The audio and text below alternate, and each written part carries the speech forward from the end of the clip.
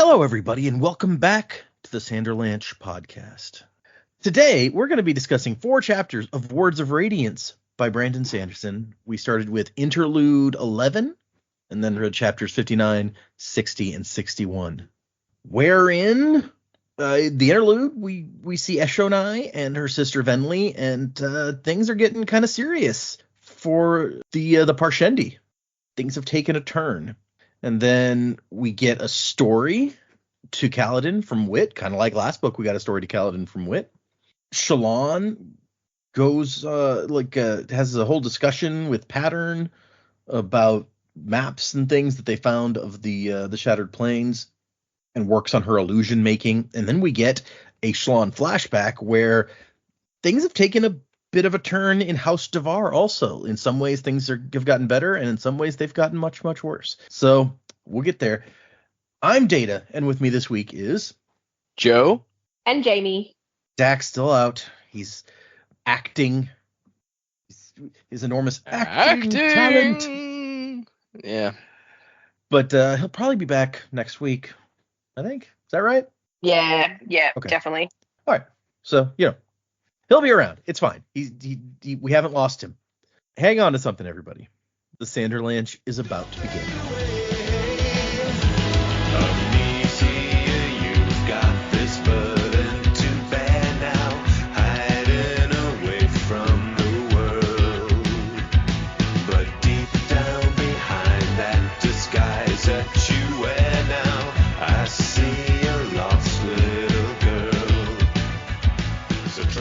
So yeah, we jump back up to 4 chapters this time. The interludes are almost like different from chapters in my mind, but I guess they kind of are the same thing. What did you guys think of these 4 chapters? The Eshonai one is depressing. I'll just start out. You get every once in a while it brings back up like there's a screaming going on inside, and I just push that away. But yeah, it just gets pretty bleak by the end of it. Also, like, it makes me wonder, because her sister, even before being in this form, had this very, like, kind of almost conniving plan. It just makes me wonder, like, what her sister was like before being in this form. Because I know we got a snippet of it where her sister was like, no, I want to be the one that tries this form first. But, like, at the same time, like, what is going on in her mind that pushes her to that level of, like, I'm planning all of these things, and I know it's kind of icky, but I don't care. I want power. Like, what's driving that? And it may have to do with, like, her research in finding Spren or something. Maybe she was already being influenced by a Spren or by something. Who knows? But yeah, it's a little bit bleak. The Kaladin chapter, he is in prison. Somebody does visit him, so we were right about that. Yeah, it's true. We get another story from Hoyd. It is funny that they don't know what bunny rabbits are, and they don't have a word for a baby chicken. That's pretty funny. And that he's playing, I'm assuming, because we know Wit is Hoyd, and I've seen pictures of Hoyd with a lute. I assume that's what he was playing for the story. But yeah, that was a fun little bit. Go back to Shallan, learning how to use powers. That's always fun, getting a little bit more, peeling the layers back more on how these powers work. It's different from Scadrial, where they thought they knew how the powers work, but they just discover new things about them. It's like, yeah, these powers have been gone so long, like, people don't really remember how these powers work. The person who probably would know the most about how they work is Yasna, and she's not here. So it is interesting to kind of, like, see it from the perspective of people who are just kind of feeling it out and trying to figure out what each of these things do. And the other person who knows how at least his own powers work is Seth, but he's not telling. So he's also not around for most of the book. And then the flashback, again, just kind of the depressing slice of life that is Shallan's past. So a little bit of a bummer.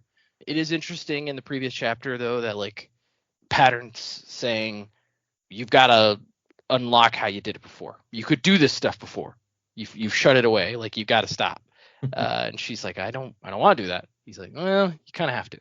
So it appears that, at least to me, that all of the Spren that we've come into contact with even that one little piece from one of the interludes, like they have a sense that like something's imminently about to happen, which is why they've come out of the cognitive realm back into the world of normal realm, whatever you want to call it.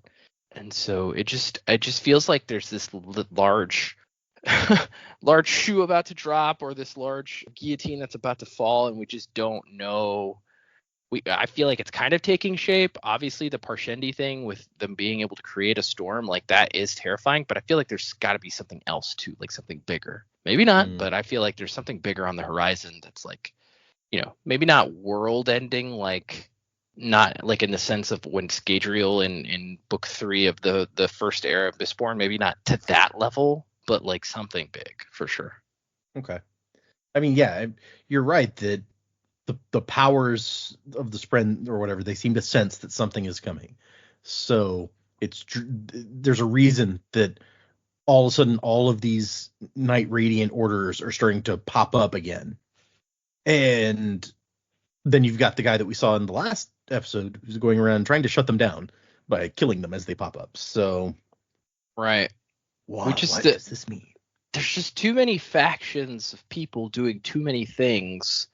And like, we don't know who's in line with who, or if they're all working independently, or, I just feel like there's too many threads to pull at in this story right now, that it's just, it's hard to wrap your mind around what the possibilities of each of these things could be, especially when they've a lot of the convergence. And maybe that's the point of this story. Maybe that's the overarching theme, is like all of these different factions, people, personas, groups. Maybe they all converge with the night Gavilar died. Maybe they were all there that night. It'd be interesting to know if like Taravangian was there for some reason. Yeah, that would be funny. But like I feel like a lot of it's converging there. I'm just not sure how it's all interwoven and connected, and I feel like we don't have enough of the puzzle pieces to kind of put that together right now.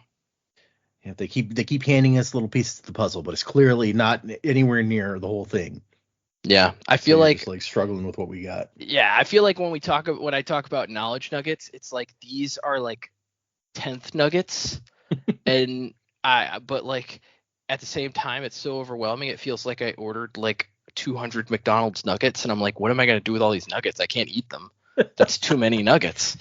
I also like the point you made about like, this is a very different approach to what we've seen before now in learning the powers, right? Because like you said, in Mistborn, we're introduced almost immediately to here's how the powers work. And what happens as we progress is, we find out there's more to it than they knew at the same time that they're finding out. And in Warbreaker, on the other hand, we don't learn until almost the end of the book how any of the powers really work. We get like little glimpses, but nobody sits down and goes, here's how it works, until like almost the end of the book. And then we reach here, and there's almost nobody who knows how the powers work, and all these people are just getting them, and they're having to learn and figure them out as they go, which is very different from how we've seen it before.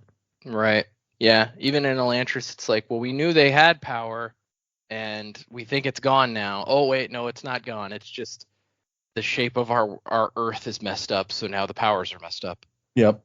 And even then, like, Raoden was fairly good at and learned pretty quickly to like draw the aeons to make the magic. It's just that it wasn't working for a long time. Right. And so it's it's still kind of a different thing. And also, like, Raoden's kind of the only person who cared to learn in that book, because everyone's like, the powers don't work. Why are you bothering? Yeah. Oh god. Wow. I almost said Gancho, but that's not the right word. That's in this book. So there's too much slang. I'm just glad there's no high speak in this. No Scadrial high speak. Yep. It was a high Imperial, whatever it was. Yeah, I know what you mean. Yeah. I got it. Spook speak. No spook speak in these books. At least not yet. Not yet. Yeah, you never know. Somebody's just gonna pop up and be like, "Hey, wasn't to the whatcha," and you're like, "No, why?" It'll be great. I just remember all our reactions when we first heard that was High Imperial. We're like, oh god, really?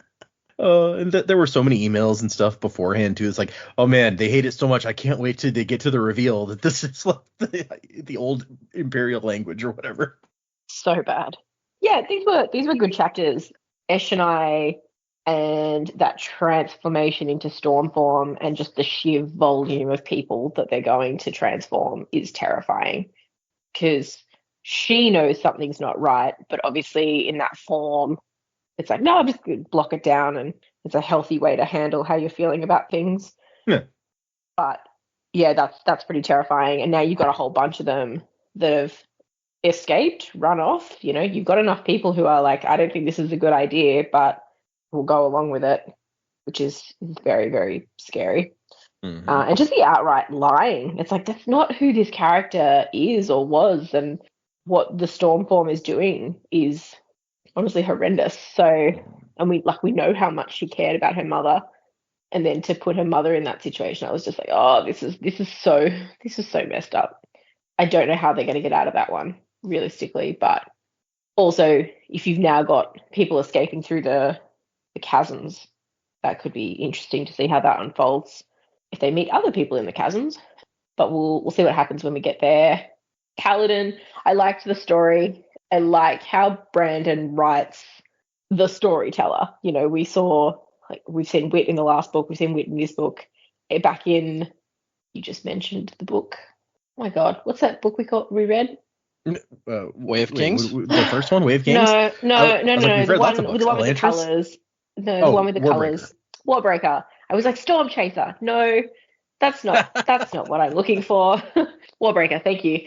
And how the stories would be told in that. I think Brandon just writes that really well. It's really easy to picture what's happening, and you just kind of get swept up in that moment, which is very, very cool. So that was fun. I'm not really sure where we sit now. Like, Kaladin started in prison. He really didn't like it. He's still in prison. He really didn't like it. Mm. Cool. We'll see where he goes. But, you know, a bit of a divide between what he was feeling and what Syl was feeling, which would be interesting to keep watch on as well. Shallan, yeah. We've covered this so many times that I'm like, I love watching them learn their craft and their magic, and definitely a few things in there that Patton had said that was like, oh, okay, yeah, you've done this before. Like, I don't know that she voiced. We haven't seen that, have we? That she's voiced an image, because she definitely used Patton to voice an image. Yep. But I don't think we've seen that, like her making an image that could talk. Yeah. So, we're obviously going to get more of that story, and I expect it'll probably tie into whatever happened with her dad. So I'm looking forward to seeing how that kind of plays out. We must be getting close to that sort of reveal. I mean, what are we? Sort of almost 3/4 of the way through the Words of Radiance. I'm sure it'll happen at the end. Almost 69% after what we read this time, I think. Yeah, so we're getting close, and she's only a year and a half ago in terms of her flashback. So we know Daddy Dearest has been gone for a little while, so it can't be too far off finding out what's happened there. And yeah, Shallan's flashbacks, they're always sad. You're just like, this could have been like such a nice family, and they're all so messed up. And even, Shallan's trying to build them up, and it doesn't matter what she does. Her father's there to tear them all down. And to see the transformation for Balat to go from, I'm going to kill all these creatures, to my creatures have been killed and I'm devastated, is really sad, because he's, I still don't think he's like fully all right, but it's good to have seen that growth and like how much Shallan has actually helped there. Yeah, but dad's not a nice person at all. No joke. Like, I think he's becoming what would be like a Strath Venture level. We really don't like you. You are, you're not the villain of our book, but you are not good, and you really do need to go. And I'm already siding with Shallan at this point. Yeah, good chapters. Lots of stuff happening. It's true. See what happens next. Yeah. Well, I like your comparison of Shallan's dad to Strath Venture, because it's like that continues to be our, like, if you need the most disgusting, scummy guy that we've read about, There he is. And yeah, Shallan's dad, there's in some ways, like you get a like more visceral reaction to this guy because he feels more real than Strathventure to me. Like this is the kind of person you could run into who is like this abusive asshole, Yes. but has like these real world excuses like, well, you made me do this by disobeying or whatever. Like this, it just feels more real because Strath was almost cartoonishly evil and almost maybe. Yeah. I think that's a really good point because there are people that exist like this in the world, in our world, and so you can draw some comparison to reality. Strathventure, like I mean, there was a lot of sort of that high fantasy happening with what he was doing and going through, and very extreme situations that he was in. But yeah, this guy, no, should be locked away, my friend. Not my friend. He's not a friend. Yeah, the one saving grace is that we know Shallan kills him. She told us this. Yeah. And he's been dead like since we started reading the books. Like in present day, he's never been alive since we've been reading the books. So yeah, that makes it maybe slightly better. Like he's getting what's coming to him. Yes, absolutely. I guess Strathventure did eventually get what was coming to him. Also, you just didn't know for sure that was going to happen before it happened. No, until it happened. Yeah. Oh, good. All right, I guess let's move into these chapters, y'all.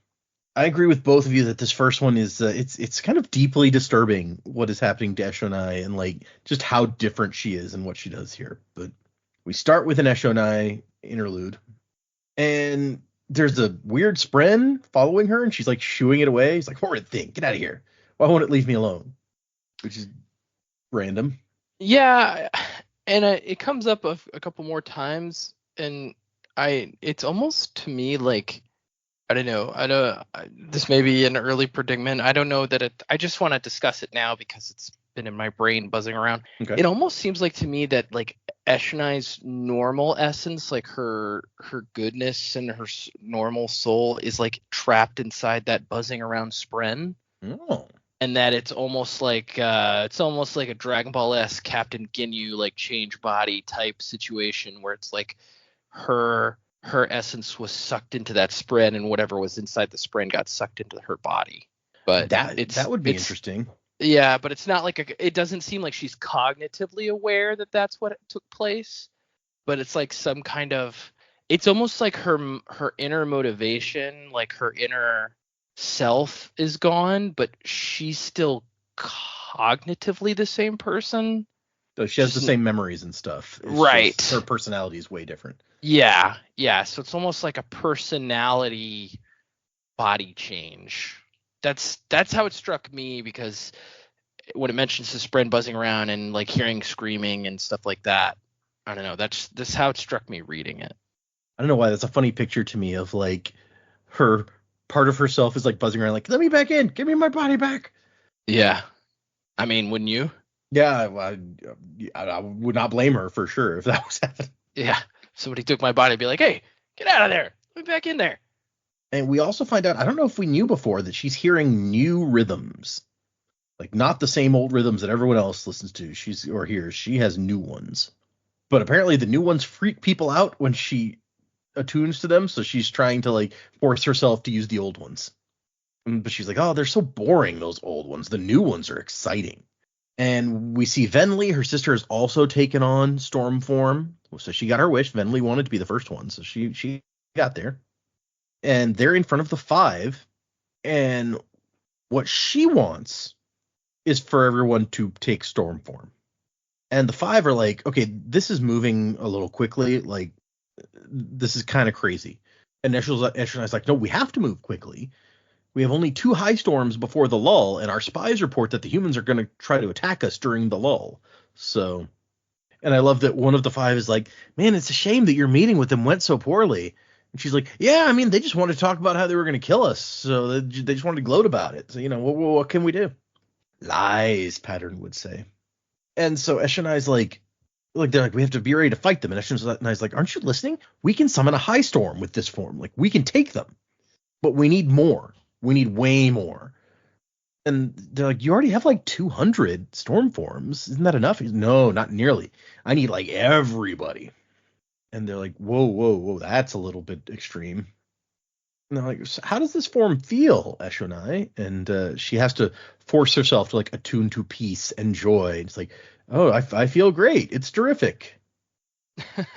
It's so great. Look how happy I hum. And then Look she at like me happily humming. does one of those smiles that is like terrifying attempt at a smile from someone who's never smiled before or something. It's like, Yeah. isn't it great? And they're like, maybe we should like try it out before we try to make everybody do it. But there's not enough time. There's only 2 high storms left, and they have to have a high storm to transform. It's like, we have to do it. And eventually what the 5 decides is, okay, let's take a minute. Let's think this through. Let's talk about it. We'll reconvene later today and discuss it more. And then Davim, one of them, is like, Eshonai, I want to talk to you alone during that period. And I want to get some information. And she's like, yeah, sure. So the meeting breaks up, and Venli's like, you're not going to convince them. And Eshonai, what Venli does not realize is Eshonai already has a plan. It doesn't matter at this point. Yeah. I like, and to me is like, I almost thought, was she going into that meeting being like, I already know they're not all going to agree. I'm just going to do this for appearances, and then I'm just going to do what I want. I think probably. And I think at the beginning of the meeting, she's like, so why did you call this meeting to the others?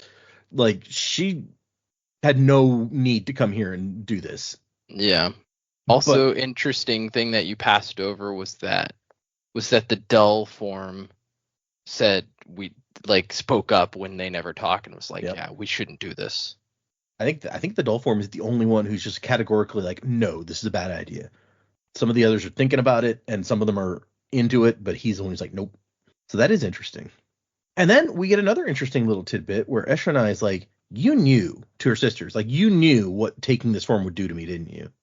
And her sister's like, I mean, yeah. Which is that's messed up. Also, like, how did she know? In like the scholarly works, did it explain? Because that's the thing that like my brain's wanting to know is like, Venli, how much did you know? How much do you know?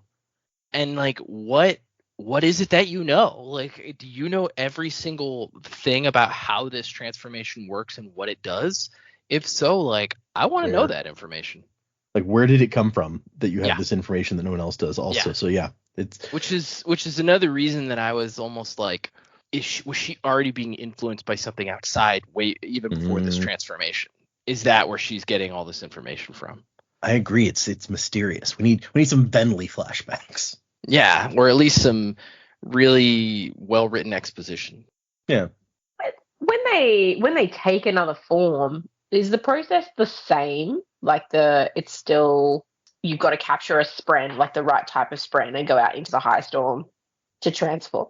That's the impression we got. Like, they said that the old way you try to attract that spren, but you might end up getting the wrong spren. And so now they figured out how to trap them, and they take the one they want into the high storm so that they always get the form that they want.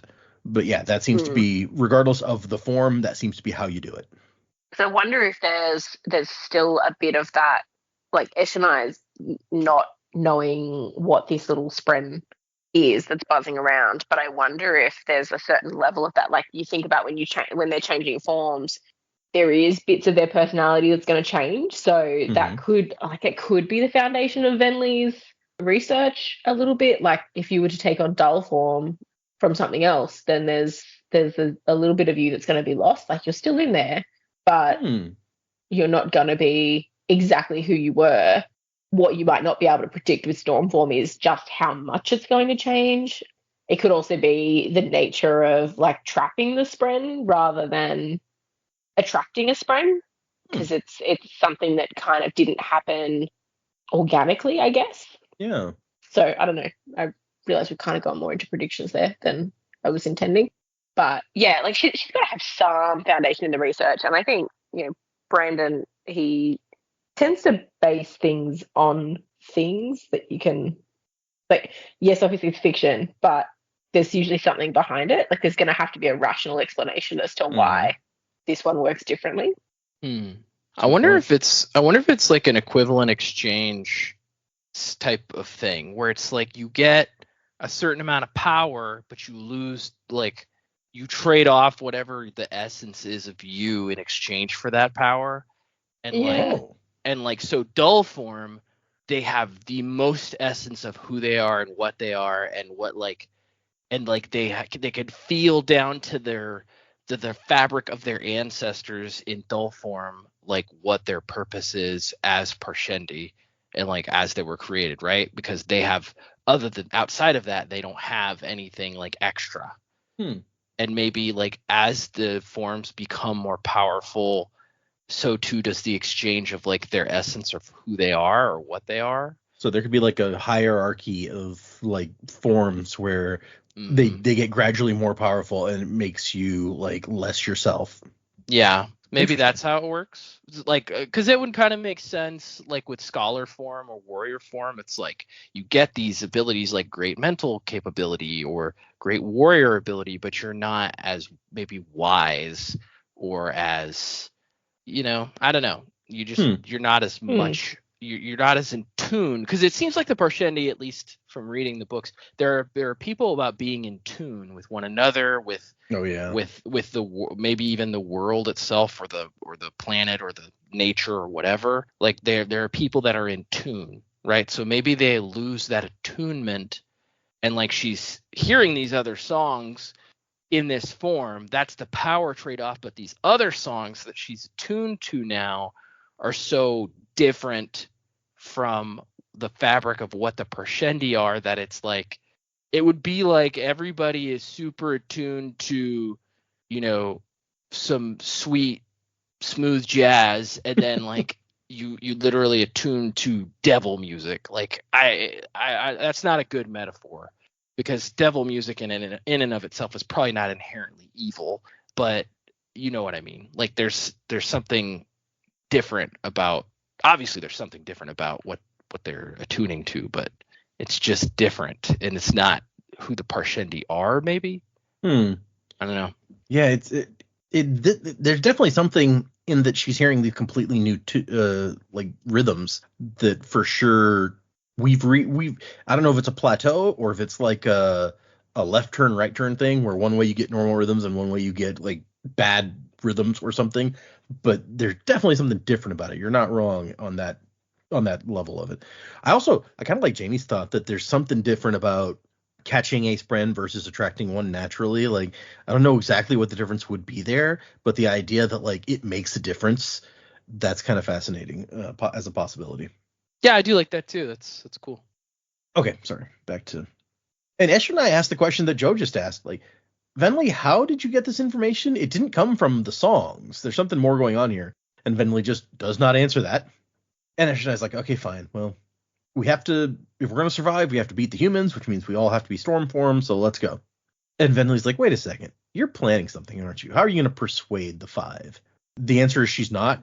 Eshonai walks out and starts yelling to all the people waiting, like, the five are trying to deny you power, but I don't, they don't want you to have this form, but I think that you deserve it. They can't stop you, so come on, let's all, and like, she just makes a rousing speech. And the five are standing right, like, they've just left the meeting with the five, planning to come back and talk about this later, and they're watching her. She just walks down and is like, nah, screw you guys. I'm going to go straight to the people.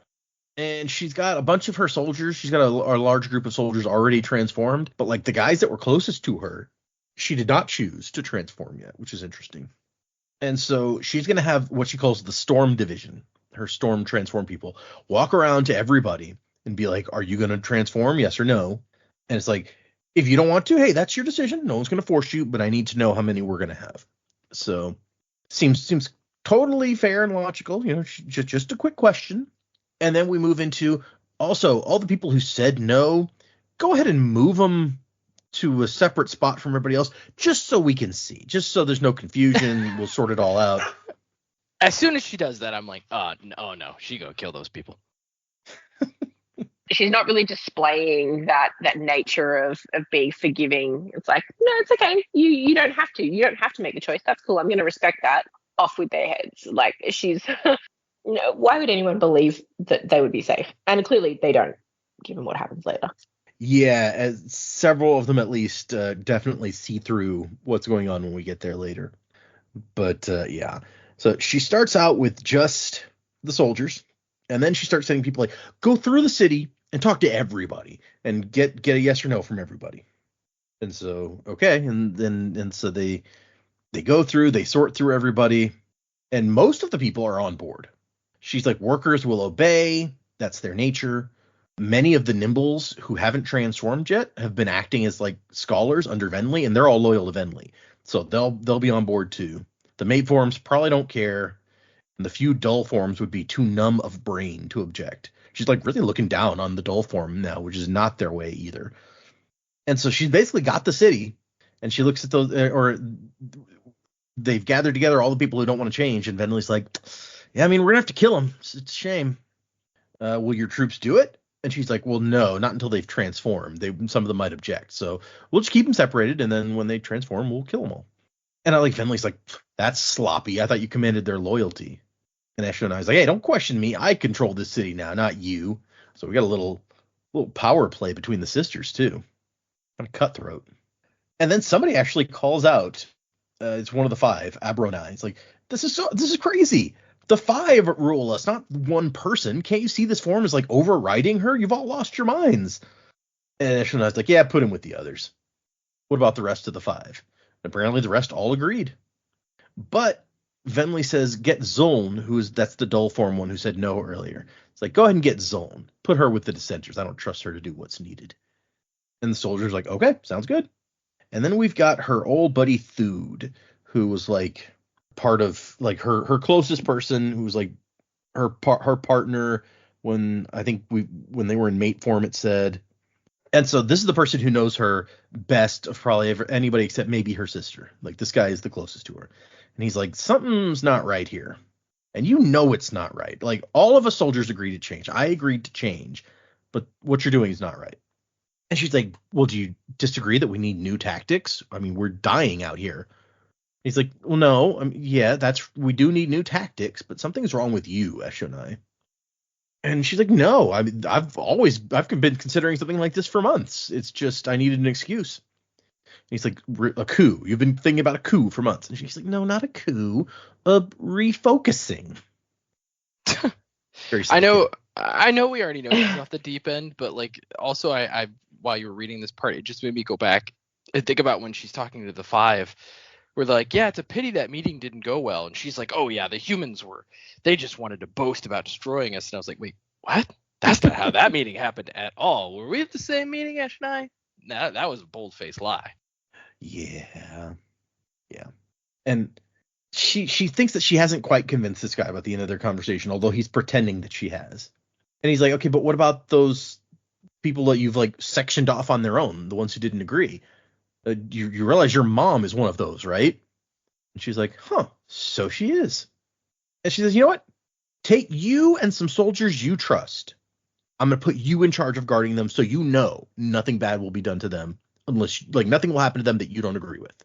Okay? And he's like, huh, all right. And she thinks, poor trusting Thude. Thank you for rounding yourself up so neatly. And then as Venli and Eshonai are discussing, make sure that we've got enough spren for everybody to transform, somebody shows up and it's like, General, they've escaped. Who? The ones that you set apart. The ones who didn't want to transform. They've fled. It's like, well, then chase them down. They can't have gone far. And it turns out they climbed down into the chasm. And Eshonai's like, oh, well, if they go down the chasm, they're dead anyway, so who cares? Like, there's a storm in 2 days. They're not going to get out.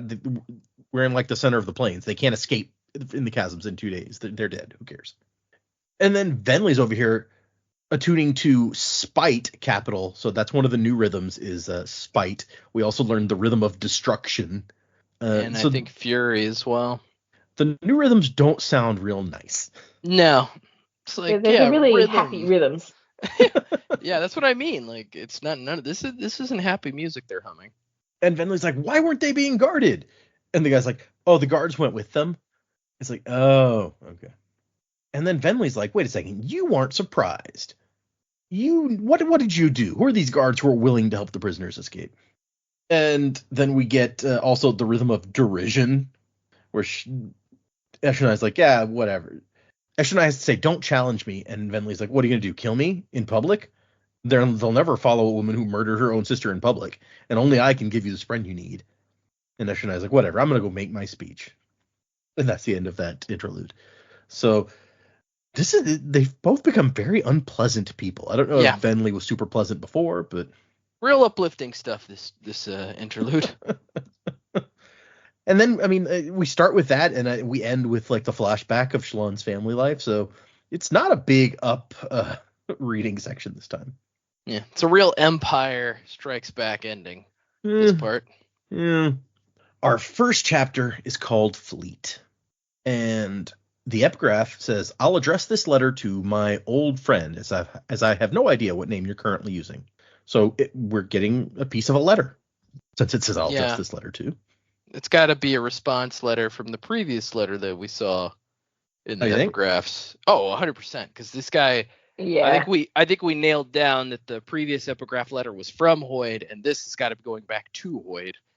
He does use a lot of different names, I think, in different situations. So maybe that makes sense here. Yeah. Okay.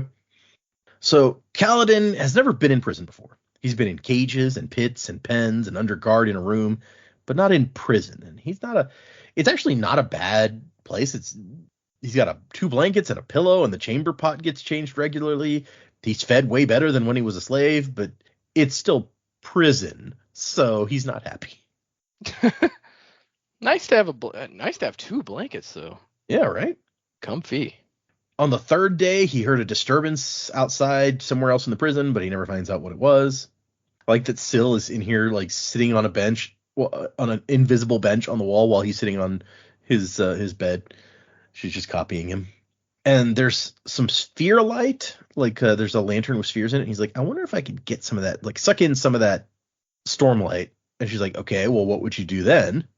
And he's like, good question. Would you help me break out if I wanted to? And she's like, I don't know. Do you want to?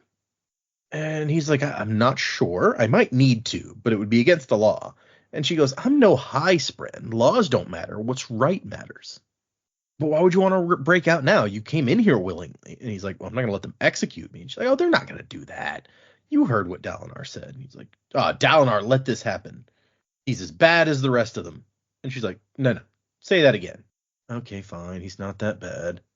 But the king is. And so he's very, very unhappy about what's happened to him. And Syl is not happy with the attitude that he has right now. And Kaladin is like, Moash and his friends are right. The kingdom would be better off without Elhokar. And Syl's like, ooh, this is not good. And later, after the disturbance, after he's had some food and stuff, Wit pops up. Nice place you have here, Bridge Boy. And like Kaladin's like, are you serious? You're calling me Bridge Boy now? What the I know, how rude, right? Taking after Adolin. I love Kaladin's question is, how did you get in? And he goes, well, there's these things called doors. The guards let you in? Technically, yes. All right. As in, they let me get past them because I didn't let them stop me. And he's holding a strange instrument made of taut strings and polished wood, which sounds like a guitar? I don't know. Yeah, guitar or a lute. A lute, sure. I mean, technically, you could probably even describe a harp that way, depending on what the harp is made of. So who knows exactly, but yeah, it'd have to be a pretty small harp, like a lyre. Yeah. And Wit is humming to himself, and then he goes, perfect pitch makes this all so much easier than it once was. Which basically, I think, confirms for us that he has a bunch of breath also, because that's how you get perfect pitch. Yep. So checks out. Yeah.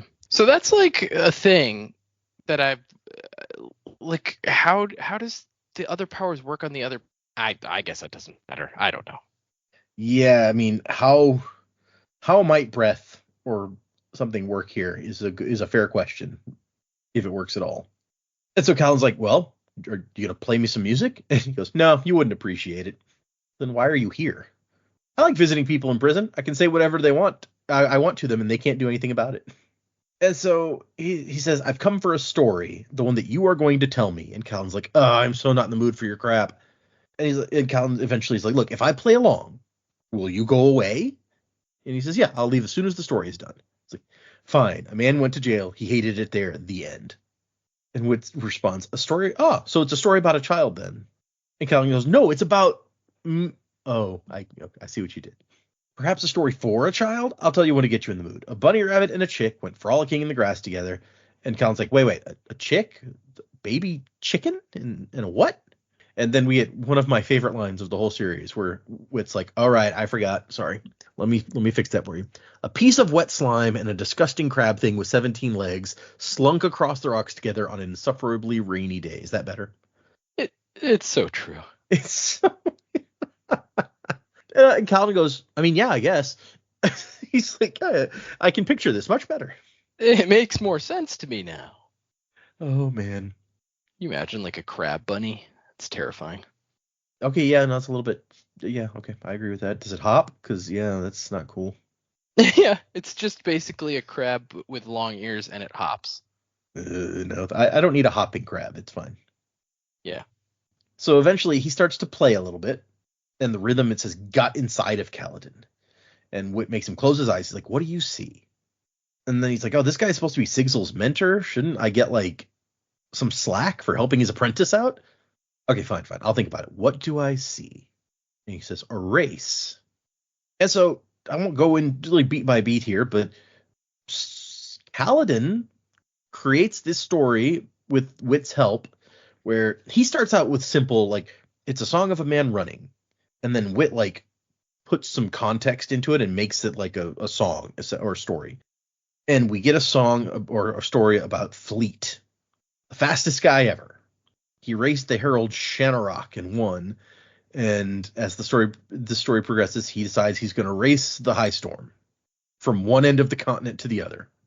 You know, as you do. As you do, exactly. And so it's kind of a fun little story about, Fleet starts out doing well, has to climb some mountains, loses some track, and then eventually Kaladin starts, like, it's kind of gets into it for a while. And then Kaladin eventually gets kind of annoyed. He's like, whatever, enough of this. And he's like, he died. He didn't make it. The end. And I like that makes Wit stop. He's like, oh, so you do know the story. And Kaladin's like, wait, what? No, I thought you were making it up. And Wit says, no, you were making it up. Okay, well, then what is there to know? And he says, well, all stories have been told before. The only things that change are the names. And Kaladin says, so Fleet, was he real? And Wit says, well, as real as I am. Which, that's an interesting response to that. I'm like, how real are you, Wit? Just because it's inside your head, why should that mean it's not real? And so the story ends with, yes, Fleet died, but, like, before he made it to the end, just short of the end, and the storm stops when it gets to him, and then his spirit, like, rises up and runs forever with the storm. And Kaladin's like, what does it mean? He's like, I don't know, it's your story, you decide. But you already knew it. And he's like, well, I know most stories, but I'd never sung this one before. What does it mean, Kaladin of Bridge 4, Kaladin storm blessed? And Kaladin says, the storm caught him. And Wit's like, yeah, but the storm catches everyone eventually. Does it matter? And he says, I don't know. And Wit says, good, then you have something to think about. And he leaves, and the chapter ends. Called him by all his names. Bridge Boy, Kaladin, Bridge 4, Kaladin Stormblessed. Yeah. It's a lot of names that he knows. It's impressive. Oh. Yeah. I think Hoyd knows all the stuff. And I don't know. This is now our second Hoyd story in Stormlight. We had the story of the Wander Sail last time, and now we have Fleet. Which one do you guys like better? This one was definitely shorter, which was nice. No, I'm just kidding. I think the Fleet one's kind of interesting. I mean, they're both pretty different. It's true. Yeah. I don't know. I think I like the way that Hoyd or Wit told the story last time, the Wander Sail. Oh, with the smoke and stuff? I think the image was cooler. Yeah. For me. Yeah. But both stories are good. I would have a whole book of Hoyd telling stories. I can see that. I mean, he told one in, like, Warbreaker too, with, like, sand and leaves from his pockets and stuff. So yeah. Oh yeah. That was really cool. Yeah, they should. Brandon should do like a little book of short stories, but they're all like Cosmere stories, and they're told by Hoyd. Yeah, I think he's talked about these stories, these two stories maybe, or maybe it was other ones, were like doing like an illustrated storybook of like some Hoyd stories or something. Oh yeah, that'd be cool too. In between our chapters, we get a little map, kind of. It says a mosaic reproduction of a mosaic, purportedly illustrating the city of Stormseat. So it's a little city. There's like a tower or something in the middle, and then some houses, a big circly thing. I don't know. It's an interesting little thing. Chapter 60 is Vale Walks. And here the epigraph is, have you given up on the gemstone now that it's dead? And do you no longer hide behind the name of your old master?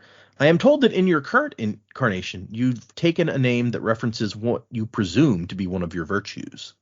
Yeah. So that was like the thing where I was like, wit. Yeah, is right. If wit is a virtue. Also, your old master. So like if he was going around being called Hoyd, and Hoyd's not actually his name, it's the name of his master. That's something we didn't know before. Yeah, if that's the name that's being referenced, that's a good point. Also, we find out that there's some gemstone that is dead, whatever that means. That yeah. Gemstone, dead gemstone that he was after. I guess so. Yeah. Who knows what that bit's about? Yeah. I mean, if it's because we don't know if the shards are actually shards of gems, right? It's not like materia hanging out. Yeah, I think the one time we've like seen it, like the power of a shard for somebody to pick up, it was like Sazed comes out and grabs like two glowy balls of energy hanging there or something, I think. Yeah. Well, maybe the glowy balls of energy had a little shard in them. I don't know. Because I mean, if you think about it that way, Addie's body was a crystal or a metal. I don't know. Oh, that's true. It was. It took me a second to think of what you meant, but yeah, no, you're right. Who knows? Who knows indeed. Brandon, I guess. Shallan is hanging out in her bed, her big fluffy bed, and she's messing around with some papers. There's stacks of papers on her bed, on the floor, all over the place. And she's like, oh, here's this map that I copied from Amaram's wall. And then she thinks, bastard, to herself. Like, she is not a fan of Amaram. Something that she and Kaladin have in common. Although it's because she doesn't know that Kaladin murdered her brother, but whatever. As far as we know. Yeah, right. That's what we've been led to believe at this point anyway. Shallan's like, I've discovered a pattern in this map. And Pattern's like, no, there's no pattern there.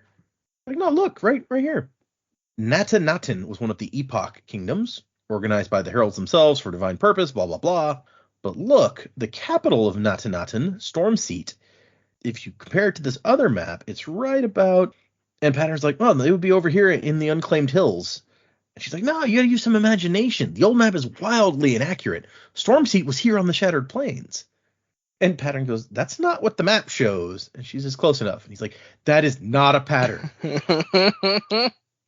Humans, you do not understand patterns. Like, pissing him off. And he starts on this whole thing about like usually you go to sleep at this time of night. Why are you not sleeping? But eventually she's like, no more complaints. Tonight I am doing scholarship. And he's like, didn't Yasna use a desk when she was doing scholarship? Desks are for boring people and for people who don't have a squishy bed. I love that. That's great. It gave me flashbacks to being in high school where like we had a perfectly adequate study that I could go into, but I would lay on my stomach on the floor with my books in like this semicircle around me. And I was so happy. And it just worked for me. I'm with you, Shallan. She'd slipped a piece of paper into the reports that she sent to Polona. And that piece of paper says, among Yasna's notes, there was something indicating that there's something valuable hidden out there. We'll keep you informed of my discoveries. So she's setting up an alternate possible way to get out on the plains if Adolin can't like make good on his promises. She's always scheming, that Shallan. She is. She's sneaky. Navani still won't meet with her, which is that's unfortunate. But it is what it is. And she thinks maybe Navani blames me for like how the duel went. But yeah. Also, she's worried about her brothers who haven't responded to her letters to like leave Yakoved and come here. So pretty sure everybody. Yeah, I'm pretty sure everybody blames Kaladin for how the duel went. It seems that way, right? Yeah. Maybe if you guys predicted correctly and Adolin comes to visit him at some point, we'll see Adolin's perspective on it. I think his perspective was pretty clear in the chapter when he facepalmed. Like he did. That's true. Yep. He's like, oh God. And then Shallan says something, and Pattern's like, oh, okay, yeah. I'm guessing that that's supposed to be humorous, though I don't know why. It was not a joke. I know jokes. A soldier came running into camp after going to see the prostitutes. His friends asked him if he had a good time. He said that he had not. They asked why. He said that when he'd asked how much the woman charged, she said 1 mark plus the tip. He didn't realize they were charging body parts now. And Shallan's like, oh my god. You heard that from Vathos men, didn't you? It's like, yes, it's funny because the word tip means several different things. Pattern learning jokes. Terrible. Yeah, terrible. It means several different things. And he continues to explain. It's like sarcasm is similar. You replace an expected result with a grossly unexpected one, and the humor is in the juxtaposition. Like I love Pattern explaining how he's learned comedy. Yeah, it reminds me of watching Next Generation and Data talking about comedy. I don't know that Data had a joke like that one, but he did have the episode where he learned from like a comedian on the holodeck, and it was like such dated like 1960s humor or something. Yeah, it was pretty bad. Scholars reject the idea that Stormseat was on the plains. They say the craters of the war camps don't match the description of the city, and think the ruins are hidden in the highlands. But it could have been in the middle of the plains, and the craters could be something else. So Amaram seems to agree with Yasna that the ancient city of Stormseat would have had a path to Urithiru. 10 of them had once connected to 10 capitals of the Epoch kingdoms to Urithiru, which had some kind of conference room for all the monarchs and a throne for each of them. So that's why none of the maps put the city in the same location. You didn't walk there, you just went to the nearest city with an oath gate and used that to get there. Interesting possibility. Yeah. Again, I'm like, do they have teleportation here? Is this a perpendicularity going to the cognitive realm? Like, what is this? And then Shallan's like, why does he wants to return the Voidbringers, not fight them? Why? Like, I don't understand what Amaram is after, which is what we've been saying for a while now. The Shattered Plains haven't always been shattered. That's what the scholars, all but Yasna, are missing. The city was broken like a piece of fine dinnerware with a hammer. And this is where Pattern's like, I know you've forgotten a lot of stuff, but you can't keep going like this. You have to admit the truth about me, about what I can do and what we have done. You must know more about yourself and remember. And it says that she sat cross-legged. Memories tried to claw their way out of the boxes inside her head. Those memories all pointed one way, toward Carpet Bloodied and Carpet Not. And he's like, come on, you want to help? We have to prepare for the Everstorm. You must become something grander. And she's like, what, do you want me to be unable to laugh? Would you have me crippled? That's what those memories would do to me, and that's why I cut them off. Which, okay, there's a lot going on here that we're not privy to, apparently. And he's like, okay, such a deep lie. But you must obtain your abilities. Learn again if you have to. So she already knew how to use abilities, is what he seems to be indicating. And if she won't remember, then she has to relearn. And she's like, I mean, if we did this before, can't you just tell me? And he's like, I was dumb for so long, nearly dead. I could not speak. And so she starts working on how to use this surge of illumination. She even tries to draw sounds, but that it doesn't do what she's trying to do. And then there's a moment where Pattern is sarcastic by accident, and he's very excited about it. I did do that thing, didn't I? Look at me. I did a sarcasm. Haha. It's cute. It is. And she comes up with an idea, like, can you hold Stormlight, Pattern? And he's like, investiture is the means by which and then she just like touches him and shoves some Stormlight in there. I know I just asked you, but I'm just going to do it now. Sorry. Hope this doesn't kill you. Yeah, right. And so she has a new thought, like, okay, I'm going to try to like attach this image to you, basically. Like, I'm going to walk away. You stay near the image and use the Stormlight I've just stuck in you to like feed it. And it works. If she gets too far away from the images with her Stormlight, they fade. But if she leaves Pattern there, they can stay. And then she gets a new idea. Like, okay, she like tries to attach it to him, and she's like, walk around. And he's like, I don't walk. She's like, you know what I mean, just go. And he moves, and the image moves with him. It doesn't walk, it just kind of glides because it's like a still image. But we're making progress. Is there a way I can get it to move more naturally? And so she starts drawing, and that's the end of that chapter. So there's nothing that really like happens in that chapter, but there's some interesting little things sprinkled in. And then our last chapter is Obedience. This is 1.5 years ago.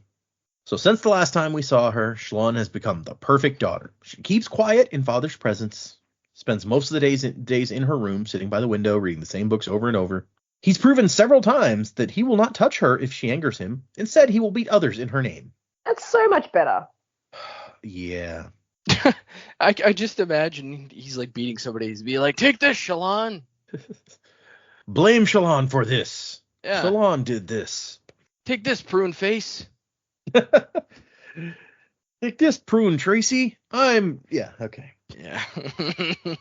And so, like, she can't really do anything. Sometimes when she's with her brothers, she can put down the mask and, like, make them laugh, but she just has to try to be perfect so that these things don't happen. Also, Father's fortunes have begun to change. New marble deposits are being discovered, providing them with money for bribes and deals. Found the thing. Surely that would make him start laughing again. Surely that would drive the darkness from his eyes. It did not. That's not how it works, Shallan. Yeah. So, guessing he's got the Fabrial now. I mean, he must, yeah. That's how they were creating the marble deposits, we were told, so yeah. And we cut to Father telling Balat that that girl is too low for you to marry. You will break off contact with her. And he's like, but Father, they're your vassals. Like, you've invited them to dine with us. So, my axe hounds dine at my feet. I do not allow my sons to court them. He wants his now firstborn son, because Helaran doesn't exist anymore, according to him. He says, you should court, like, the High Prince's daughter. And Balat's like, she's in her 50s, dude. And she's a widow. That's messed up. And his dad's just like, well, she's single. Yeah, because her husband died in a duel. Can you imagine? That's what I expect of my son. Marry a 50-year-old widow. Yeah. And besides, the High Prince would never agree. And his father's like, no, his perception of us will change. We're wealthy now. And Balat's like, yeah, but we're still a family headed by a murderer. And Shallan's like, shit, that was too far. You can't say shit like that. And it turns out that the punishing others and not you directly extends beyond just Shallan at times, because the dad's like so mad about this that he gets that new anger, the cold anger. And he's like, your new Axehound pups. Terrible, but that they caught a sickness during the latest tide storm. It's unfortunate that they all need to be put down. And gestures to one of the new guards. Which, damn, that's messed up. Yeah, I mean, I don't like the look of an Axehound from the pictures I've seen, but killing an animal's not cool ever. Yeah. I mean, they're babies, too. It's not cool. Yeah, baby animals. Yeah, yeah. And Balat's like, you bastard, Isle. And his dad's like, you'll what? Huh? Go ahead. Say it. You can challenge me? Don't think I wouldn't kill you. Wickham may be pathetic, but he'll serve just as well for our house's needs. Damn, bro. That's... He really has gotten even colder than before. Yep. And I love Balat is like, what can I say to retort to this? Hey, Helaran is back. I saw him 2 days ago. And his dad's like, you never speak that name in this house. I mean it. And we also we see Luesh here, the new guy that he has working, the new steward, the guy that we know is the one who used the Soulcaster and who was apparently a ghost blood because they saw like he wore a necklace or something with the symbol on it. He dies later, but he's around now. So yeah, the guard went out and killed all of the whole pod of pups. They're lying in violet blood. Side note, did it say how they found Helaran dead? Like, was there a wound mark? Oh, sorry, yes, Luesh dead. Was there a wound mark of any kind? Okay, I was wondering if he got like a dart to the neck or something. Ooh, that would be interesting. And Shallan says that Balat is making progress with his demons. He rarely hurts anything larger than a Kremling now. And she actually encouraged him to breed these to, like, you know, develop his, like, compassion for them or something. And Balat's like, there's pain spren cluttered around Balat as he looks down at the dead pups. And he's like, Father's guards, it's like they were waiting to do something like this. I don't like this new group. And Balat says maybe Helaran had it right. Maybe the only way that we can win is to leave. You spend every day locked up. Jushu's gone back to gambling. Wickham talks about becoming an Ardent, but I don't think Father would ever let him. He's insurance. And so Balat wants to leave with Aelita, his girlfriend. I mean, even if I have to like work as a house guard or something to get by, isn't that better than this? Would you come with us? And she's like, no, I have to stay. Something awful has a hold of Father. If we leave, we give him to it. Someone has to help him. And he's like, how can you defend him? You know what he did. And no, he didn't do it. And Balat says, you've told me you don't remember. You saw him kill her, but you just don't want to admit that you witnessed it. You're as broken as the rest of us. Yeah. Yeah. Where you been? Where have you been? Exactly. And she's like, well, I mean, would you take our brothers with you? And he's like, no, I couldn't afford that. And she's like, well, I can't leave, not if we're leaving them behind. And then she overhears her dad telling one of the guards, Nan Balat claims to have met him in the city. Go find him. Bring me his head. I want to see it with my own eyes. Surprise him before he can summon the shard blade, and the weapon will be yours in payment as long as you serve House Devar. So he's arranging to have his son murdered, and his new wife overhears. And she's like, what the hell, dude?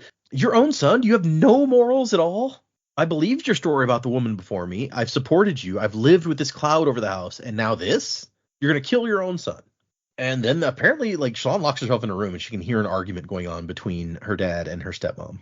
And she's like putting a pillow over her head to keep out the sound of what's happening. And then she hears her dad storm out, why will nobody in this house obey? This wouldn't happen if you all just obeyed. All right, jerk face. So yeah, who knows what happened in there? Her stepmom might not be okay, given what we know of her dad. Father and husband of the year over there. Yeah, for sure. But that brings us to the end of our section, guys. Let's move into predicaments. Where are we going? What's going to happen? I need to tell you guys the chapters we're reading, huh? We are going to do 5 chapters for next time, 62 through 66. 62 is The One Who Killed Promises. 63 is Okay. A Burning World. 64 is Treasures. 65 is The One Who Deserves It. And 66 is Storm Blessings. So there you go. None of these sound great. Treasures sounds kind of good. I mean, I guess. What was the first one again? The first one is The One Who Killed Promises. The One Who Killed Promises. I mean, maybe it's Kaladin and Dalinar again. You know, he promises in Kaladin's eyes that weren't fulfilled. Not sure on that one. And then the next one was A Burning World. A Burning World. Yeah. See, that just sounds terrible. Don't know what it could be about. Maybe some kind of way that Shallan sees the world around her at this point, or like if she's having to remember whatever it was she did way back when, or whatever happened way back when. That would be unpleasant. It would. You're not wrong. And then treasure. Mhm. Maybe after the Burning World, she finds treasure in power, her magic-y powers. And then what was the next one? The One Who Deserves It. The One Who Deserves It is Amaram. That guy deserves it. Whatever it is, that guy deserves it. Whatever it is. Amaram or Sadeas, equally. Amaram or Sadeas deserve it. Whatever that thing may be. I'm sure it's something really good, actually. It's like lots of treasure. Yeah, treasure. The treasure from the previous chapter, and this is Right. who deserves it. Yeah. It's the one who deserves it. Sure. Was that the last one? The last one is Storm Blessings. Storm Blessings. I mean, it's got to be by Kaladin, right? It certainly Kaladin sounds that Stormblessed. way. Yeah. So maybe he's out of prison by then. He's riding around in the sky, and he's super, super jazzed. Yeah. Yeah, he's like, I can go twice as high. Take a look. It's in a book.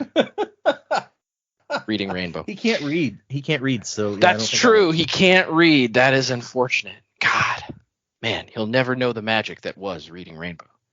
Yeah. As for where we're going overall, like I said, I think I outlined pretty well at the beginning that like there's just too many threads to pull on here. There's going to be some kind of climax, I'm sure. Just don't know what it is yet. It hasn't happened. So, we'll see, I guess. I don't know. That's really all I got this week. I know that's not much. I apologize, but I said, too many threads. Too many strands in the old duder's head. Yeah. Stay away from my special lady friend. No, it's not his special lady. It's his. Right. He doesn't know what. He has no idea. It's like, she's not my special lady. Yeah. Okay. Yeah. Who knows what's going to happen? That's been the truth of our reading since the beginning. So fair enough. No big predicaments to make this time. It happens.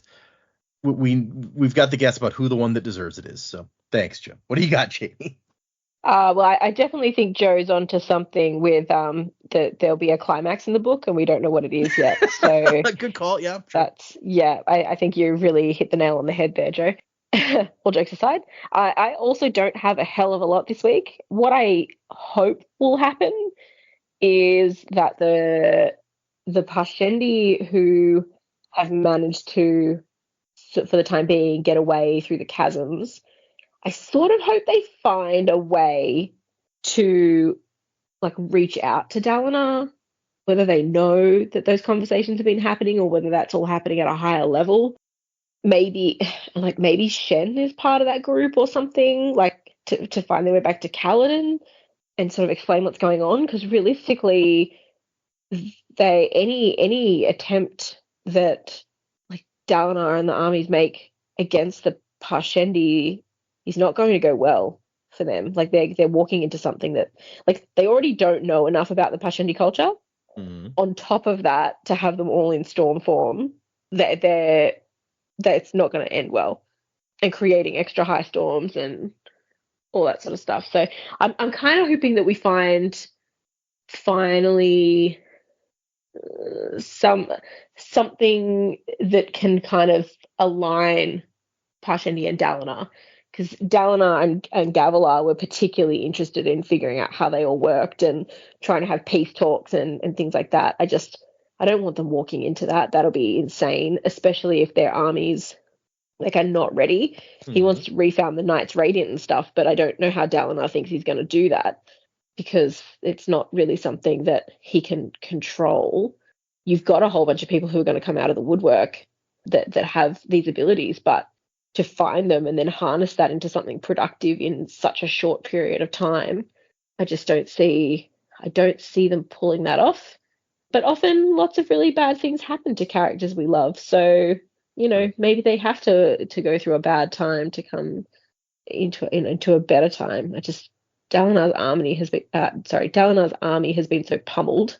Oh, yeah. I don't see that going well, even for like the best trained soldiers and things like that.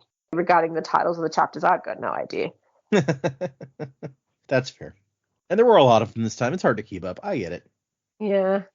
The big thing I feel like is, you're right, that like they're going out, they think they know what they're walking into, trying to find the Parshendi out there. There is basically no way for them to know about this stormform thing, and certainly no way for them to ever anticipate that the Parshendi could make a high storm show up or something, right? Like that's not something anyone's ever heard of. So not only are they not prepared, it would be impossible, as far as we know, for them to get prepared, because they don't know, and there's no way for them to find out what they're going to run into until they run into it. Exactly. So it's bad. So yeah, I think you've hit the nail on the head that this is a very dangerous, and Dalinar's army isn't looking great in the first place. He's trying to get the other high princes to go along. Do we think that he'll actually get any other high princes on board, sending an army out there? I think, Jamie, wasn't you who theorized that maybe Sadeas would end up going? Look, it could be words that I'd said, but I don't remember that. Okay. If Sadeas went, I feel like it would be to watch it all unfold. Like, I don't think he would actually be any help out there. I can't imagine at this point, particularly with everything that's going on with Adolin and the jewels and all that sort of stuff, I can't imagine people sticking their neck out there for something Dalinar wants to do. There's a few that might be aligned, but something pretty huge, I think, would have to happen that would actually have an impact on the other armies for them to act. So, potentially summoning this unplanned high storm. We've heard so many times in the weeping or the lull that there's no high storm, and everyone knows what to expect in that time, that their guard will be down. So, maybe that does need to happen. Maybe they need to summon a high storm just to keep the armies and everyone else like on their toes. This is not normal. But yeah, I can't at this point. I can't imagine any of the other armies actually coming to aid. Okay. You might get Sabariel, but he's not a high prince, is he? He's just Sabariel is one of the high princes. Yeah, he's a high prince. Yeah, okay. You might get him purely because of the link with Shallan and Adolin, but yeah, it's a might. Okay, fair enough. Well, all right then. No big predictions for anybody today. Maybe we truly need Dak to make crazy volcano predictions. He's the only one deep down capable of going full volcano. He's the predicament glue that we need. But let me see if we have anything else we need to go over before we wrap up. We had the one email I was holding from last time, but I think I've got a couple more that have come in since then. So hold on. We don't have any new patrons. I didn't see a new review, so I think we just got a couple emails we can do. This one is from Hadar, or Hadar, sorry. It says Cinematicness. Hey y'all, Hadar here, and I'm currently speed running through y'all's cast for the first time. Longtime Sanderson fan, up to date on the Cosmere and waiting for Wind and Truth, decided to use y'all as a good way to recap various stories. I know you aren't up to the new book yet, but I'm looking forward to y'all digging into Stormlight. I'm currently on episode 99 of the cast, Alloy of Law, and you've mentioned repeatedly about the cinematic qualities, which I wholeheartedly agree with. But that, without the context of Era 1, it would be tough. I think the best would be doing both movies and series of his works and interconnect them. Part mainline Marvel movies, part WandaVision. I also don't think it all needs to be live action. Animation, either in anime style or similar to Netflix's Dracula, would be sick. Catching up fast as I can, from Hadar. Has anybody watched Dracula? No. Wait, the Netflix Dracula? Yeah. I watched the first episode, but it was too...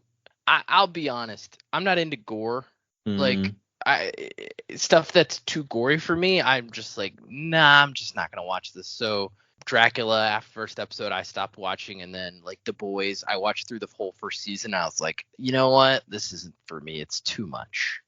That was my thing with The Boys. Also, it's a little over the top for me, and I'm like, I don't need this, honestly. Like, I see why people like it. Stories are interesting, but this is like, I don't want to be grossed out. Which is funny because like Harley Quinn will do some very gross things in that cartoon also, but I love it. Oh, it's animated though. I think there's a difference, right? Yeah. Like, you know, like your brain, in the back of your brain knows like, oh, that's a cartoon. And That's yes, like it's a live action show and the gore looks ridiculous, but at the same time it's like, well, that was a person walking and talking, like an actor walking and talking. Like, I don't know. In my head there's like a disconnect there. Also, Peacemaker can get kind of gory, but I really enjoyed Peacemaker. So I don't watch that. I don't know what it is about what it was about The Boys specifically that I'm just like, this is too much for me. And maybe, yeah, I don't know. Which is a shame because I really like the Billy Butcher character. Like, he's probably one of my favorite characters that I've watched Carl in the Urban show. Does it so well. Yeah, he's just an amazing actor. But it's a shame because I like him so much. But I'm like, nah, I don't want to watch this. Did y'all watch The Boys, Jamie? Nope. Okay, fair enough. Did you watch Dracula or any of that? Also nope. No. Okay. I will say, in more direct reference to his email, I would argue, just based on the way the industry is heading, and the success rate of the industry, I think that books, if you're going to do them justice, need to be in a series format. I don't think we want to interweave show and film. I think Marvel is like the only one who can do that properly, because comics... I mean, Star Wars is doing it too. Yeah, I don't know that Star Wars does it super successfully, though. That's not to say their series aren't good. I really like their series. They're kind of hit and miss, but yeah. Yeah, but like, they're not interwoven into the films that well. That's true too. Yeah. There's a disconnect between like watching The Mandalorian and watching, Rogue One or Star Wars Episode, 7. There's a disconnect. Like, Rogue One and Andor are close. I didn't watch Andor, but I hear that I've only watched right? the first like couple episodes of Andor. I never finished it, but yes, those are close due to the fact that they have one of the same main characters in it. But I would argue the only reason that Marvel is somewhat more successful, and this is my, everything I'm saying obviously is my opinion. I'm not an insider. I don't know what's what. But my opinion is because comics lend themselves to being kind of like you're dropped into a slice of a story anyway. It's true. Like, that's what comic people expect out of comics. Like, it doesn't have to be super serialized. The fact that we got a bunch of films that were super serialized to an extent was pretty cool. But like, even the shows are not super interwoven into the films, because you only have one or two characters from the films in the show. Yeah. For the most part. I mean, some more than others. Like, Falcon and Winter Soldier is pretty closely tied to like the Captain America franchise, but some of the other ones less so. Moon Knight is completely independent, basically. Yeah, exactly. And then the newest series, the Agatha series, like, that's all series-based characters. I don't think there's any film characters in that series. I haven't finished it yet, but I don't think there's any series-based like film-based characters in it. It's good. I love the show, but I think I don't think there's any film. Yeah, I really enjoyed the first 2 or 3 episodes. I just haven't had time to go back and watch the rest of it. But yeah, I think honestly, if you're going to do the books justice, series is the way to go. I know it's still a couple years away, but I'm really looking forward to what HBO does with Harry Potter. I think it's going to be really cool. Oh, really? To be able to like spread that out and kind of make it a whole thing. I can see how spreading it out would be better.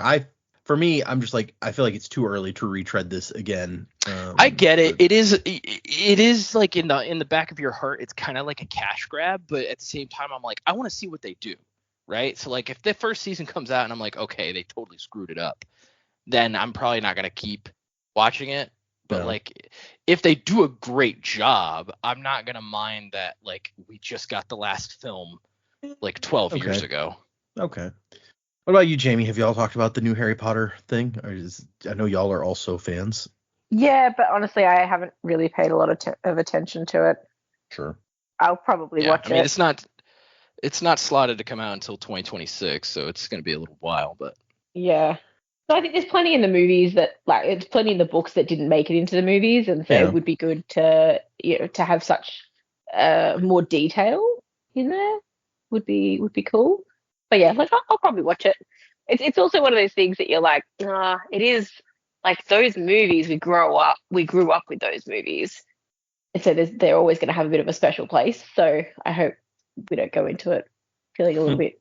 Yeah, I think that's always like in the back of like a fan's mind, though, right? Like kids that are like 10 or 11, or even in their up into their early 20s, like the Star Wars they grew up with was the like Clone Wars cartoon show. So it's like everybody got a kind of a different piece of that like fandom. Yeah, our oldest kid watched like when he was young, like the newer Ninja Turtles cartoons, and then his mom showed him like the classic, the original that I grew up with, and he's like, what's wrong with this show? This isn't the Ninja Turtles. I'm like, no, this is the Ninja Turtles. You are wrong. It's the children who are wrong. The children are not the future. The one positive thought I have about the new Harry Potter that we were talking about was it'd be nice. I don't even care that much about the main story that we've already seen and read, but I was like, if we get the chance to expand on some side characters, if they get good actors playing side characters, and we can expand on, and maybe even more than the books, like let Cho get some character to her, let Seamus and stuff get a little more. Wow. And there's a lot of characters that never made it to the films. Charlie Weasley never made it to the films. Ludo Bagman never made it to the films. Peeves never made it to the films. Like, there's just a lot of characters that didn't make it. So yeah, there's some potential there that I'll check it out at least. Hadar mentions maybe doing animation instead of live action, and that's the eternal argument, especially on Reddit within the fandom, is especially Stormlight. People are like, you can't do Stormlight live action. How are you going to do giant crab monsters and stuff? Like, people are like, this is just giant swords and armor and monsters. This is screaming for animation, maybe an anime style thing. And some people feel very strongly that way. And some people are like, no way, you can't do that. It's got to be live action. So I don't know. What do you guys, Stormlight in particular, what do you guys think would work? I don't see any reason you couldn't do it live action with what we like the technology that we have today. Like I understand that like thought of like, no, it just can't be done because of how kind of crazy and fantastic it is. But I mean, if you've got a big enough budget behind it, because I don't know what the budget behind Game of Thrones was. I'm not that inside of Game of Thrones. Like, I don't know what they were spending on each episode, but I feel like if you've got the budget for it, you could do it. I mean, yeah, if you can get that budget. That's the thing. I'm not sure that any of the like high fantasy things that they've done the last few years, like Lord of the Rings, Wheel of Time, I'm not sure any of them have done that well. Even the new Game of Thrones series, I don't know, is doing well enough that people are out there like, yeah, we need to make more series about like really high concept fantasy stuff. Yeah, I guess that's true. I mean, I really enjoy the Lord of the Rings show. I haven't finished all of what's out yet, but I like it a lot. But I can understand that. What about you, Jamie? Any opinion on how they should do it? Oh, no, I mean, I just don't think I've really considered it that much before, but, I think any medium would be all right.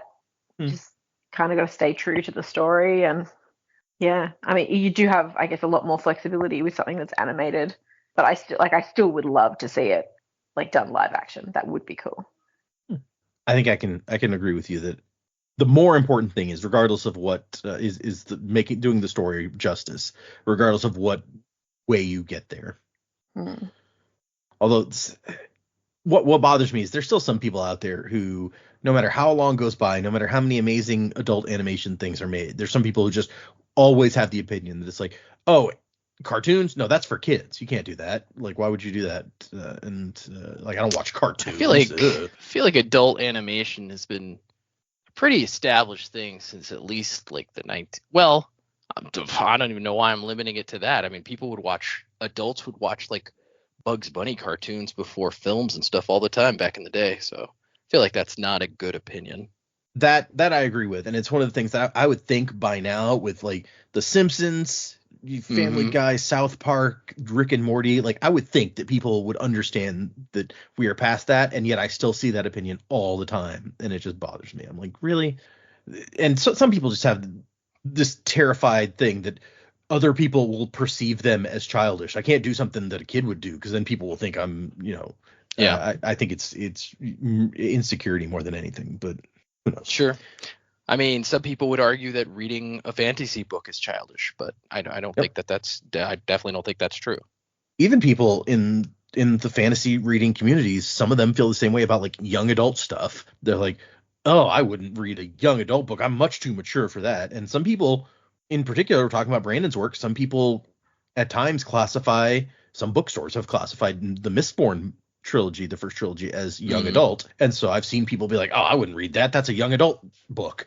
And it's like, yeah, I mean, I just don't think, I think I've said this, is like not everything is for everybody. But I think if you actually sit down and read a book, you can kind of tell once you get into a little bit, like what level of audience it was meant for. Because there are some young adult books where you read them and you're like, okay, this was not meant for adult consumption because of the level of writing involved here and the level of storytelling and like the word usage. Like you can tell, like, okay, this was targeted by how it is written towards. So I get that side, but to classify the whole genre and say like, no, if it's in that genre, it's not worth reading, like that, I definitely don't agree with. But at the same time, like as an adult, I went back and read Chronicles of Narnia, which are kids' books. And are they very simple? Yes. But are they good stories? Yeah. Well, yeah, that's what I was going to say. It's just like, even when it's clearly aimed, like Percy Jackson books are aimed at like a kind of teenage audience. And you can tell from the way the story is formatted, the words that are being used, but I still enjoy them. Even as an adult, I don't think I read them until I was an adult, honestly. And even the first time I was like, oh, this is fun. But yeah, let's do one more quick email before we wrap up here. This is from Victoria, and the title is My Insomnia and the Sexy Drifter. Hello from your past. I found your podcast recently and have really been enjoying it. I just finished your Elantris section and am excited to hear what y'all think about the Emperor's Soul. I thought that you would be amused by a recent addition to my insomnia playbook. To help with my anxiety when I can't sleep, I make lists in my head. My most common list is characters from the Cosmere. Hoyd tends to come fairly early in the list, and I have now added Sexy Drifter to his list of aliases, so thank you for that. Seems like y'all are well into Words of Radiance now, so I'll catch up to you eventually. I hope you enjoy your Cosmere journey, from Victoria. So that's funny. I love that the Sexy Drifter is caught on. That's awesome. Yeah. Didn't even know who he was, just said this guy's a sexy drifter. That's true. You didn't know when you named him. Yeah, I didn't even know he was the same guy from the other part of the book that we read. Yeah. Nice. So there you go. It's made its way into the world a little bit. That's cool. I've been there where you need to find something to think about to help you fall asleep. So I get it. I've never tried lists, but that's an interesting one. All right. Well, if anyone would like to send us an email like those folks did, the address is thesanderlanche@gmail.com. Find us on Instagram and I almost said Reddit, Facebook. I'm on Reddit, but Twitter, X, whatever you call it, and Patreon, where I've been posting my reads of the Wind and Truth preview chapters. Someone pointed out to me today when I posted a new episode that was supposed to go up yesterday, but it ended up running long. My editing of it ran long, so it went up today. Someone's like, it looks like you skipped the interlude chapters that were in between day 1 and day 2. And I was like, holy crap, I did. So I kind of missed some, and it's funny because that was like 3 or 4 episodes ago that I should have done those and apparently completely missed them. But had to go back and read those then. If you're interested in hearing my ramblings as I'm reading Wind and Truth preview chapters for the first time, check out the Patreon. Also, next week while we're gone, I have, since I would not be here to record anything, I've set to post up an interesting little bit, a piece of weird stuff that I won't spoil for anybody, but it's a silly audio thing, and I don't know that anyone will enjoy it, but I hope you are amused by it. For our patrons out there. It'll actually, I guess, come out before this episode is out, now that I think about it, because of how our records work. But anyways, so that's what's on our Patreon. Feel free to check that out if you want. Remember, we for those of you reading along, we're doing 5 whole chapters for next time. A couple of them are pretty short. This is data from the future. I realized at this point in the edit that I did not make it entirely clear at any point during the episode. There will not be a new episode next week. I'm going to be on vacation in the ocean, so we will be unable to record an episode for next week. Should be back the week after that. I kind of hinted at it here, but didn't actually remember to say it. So there you go. So 62 through 66, if you're following along, is what to read for next time. So read those chapters. That's what we're going to read anyway. Thank you, everyone. All our patrons, you're awesome. Our emailers, inspiring conversations that we went way off of what Hadar was talking about, plumbed new depths of randomness in a way. But that's one of the great things about the emails. You never know where they're going to lead us. So thank you guys. And thank you to everyone who just shows up every week and listens to the show. We appreciate you. Music by Miracle of Sound. And wasing to the time of next. Colo, P.S. Fasher. Crabs ahoy. You forgot your name. Don't let your spirit fade away. Amnesia, you've been through such pain. You're growing stronger every day. Amnesia.